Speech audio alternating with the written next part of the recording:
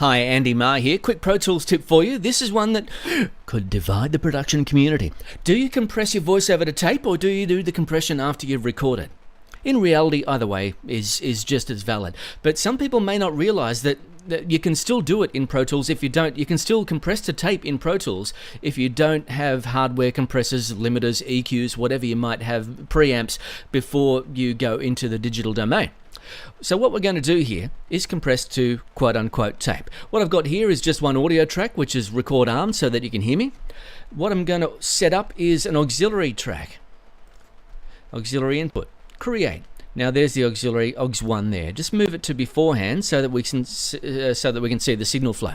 Now at the moment there's no input. Just going to mute it, because what we're going to do is the input is going to be microphone 1, which in this case is called A1. Now you'll see that the microphone input is going into both. If I unmute that, then suddenly I become a little bit louder. Now, instead of stereo out, what we're going to do for the output of the auxiliary is set it up to bus, any old bus. Bus 10 will be fine. And the input of the voiceover track, rather than being the microphone, is going to be that very same bus, bus 10. Now I unmute that, otherwise you won't hear me. See what's happening here? It's only going, the input is only going into auxiliary 1, but it's going out of auxiliary 1 through bus 10 into the voiceover track.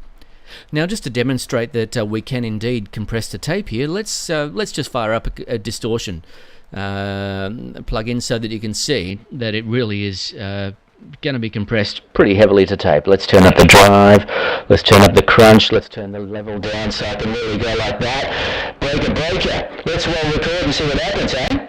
1, 2, 3, 4, 5, 6, 7, 8, 9, 10. La la la la la la la la la. See what was happening there? It was compressing to tape, and now it isn't. It's clean, but that is how it's being recorded. So if you find that handy, awesome. More tip videos at andymaher.com. Thanks very much for watching.